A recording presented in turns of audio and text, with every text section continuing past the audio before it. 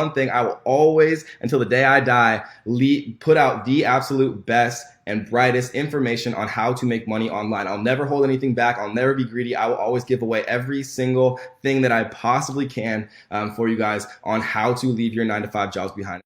Hey, what's up? This is Matt from Engineer Truth, and on this interview, I have my friend Kevin David. He's sold millions and millions of dollars worth on Amazon, and in this interview, he's going to answer the question, is Amazon FBA oversaturated? And we're also going to go through a series of Q&As of his top 20 most asked questions about selling on Amazon.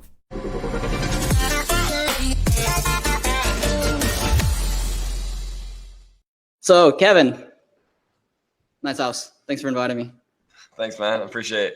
So, did you buy this house for the marketing purposes so you could sell more of your course? No, I bought this house because I just have been traveling for the past few years, and it was just time for me to finally settle down a little bit and get like a kind of a home base where I could create and have collaborations like I'm having with you and like lots of fun people. It's just kind of a place to, have as a home base. Yo, okay, so quick intro for someone who doesn't know what Amazon FBA is. Amazon FBA is basically you find products that are selling well on Amazon. You source them from China for less than you sell them for. And so the cool part about Amazon FBA is they handle all of the fulfillment for you. So like I never actually see any of my products at all. They literally go straight from China to an FBA warehouse in the USA, and then Amazon kind of ships them out for me. So it's kind of like they do a lot of the work and then they take their cut and you kind of just collect the profit.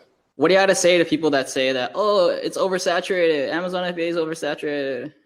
Amazon is just such an unfathomable beast. Like it's literally like such a ridiculously massive company. It's not possible that it could possibly be oversaturated. They do literally $50 billion worth of products a year. People have been always saying that it's oversaturated, and it's just simply not true. People that tell me that Amazon FBA is saturated, I tell them, trust me, you have an infinite amount of choices. There's so many different items, so many different bestsellers, so much information that people just don't know how to correctly utilize in these ways that I'm teaching you guys to be able to find these absolute winner products. What makes you the expert, Kevin? I mean, besides like buying like $2.5 million house.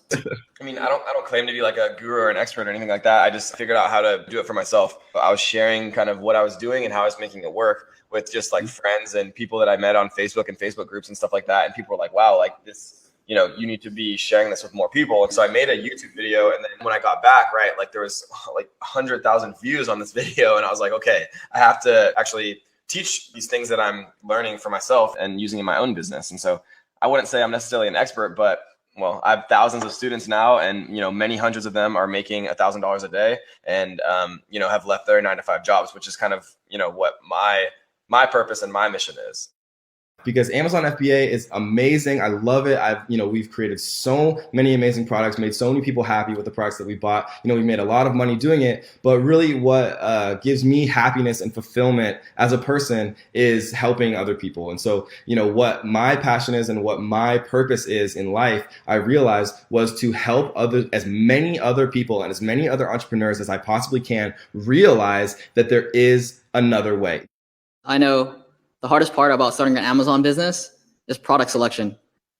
And we're going to do product selection right now from the master himself, Kevin David. So generally, you're looking for a product that is an impulse buy range, right? Between like $15 to $30-ish is like as a sell price, because what that does is people will buy it on an impulse. Amazon is incredibly good at getting people to buy more than what they came to the site to buy. So like if I go to Amazon and I'm trying to buy like a plant, for example, I'll probably end up buying a plant and a garlic press and a chair and some toothpaste and like all of the things that I didn't even realize I needed, because Amazon's so good at suggesting things, right? So if you sell a product in an impulse buy range, people will just buy it even if they didn't actually intend to.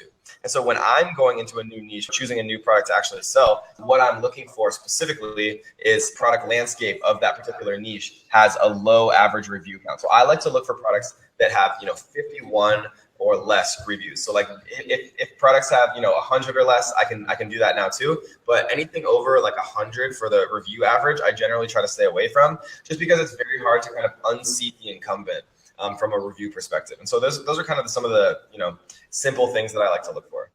As you can see, on the second tier bestseller subcategories, we still have ridiculous review barriers, right? So your barrier to entry, normally the most important barrier to entry as far as competing against these products is the review incumbents. So 8,000 reviews, obviously you would not want to create a product similar or exactly the same as this because it would take you years to even get close. If somebody sees 4.5 stars with 8,500 reviews, there's not a chance that they'd choose your product over it, right? Let's do a mock product search. How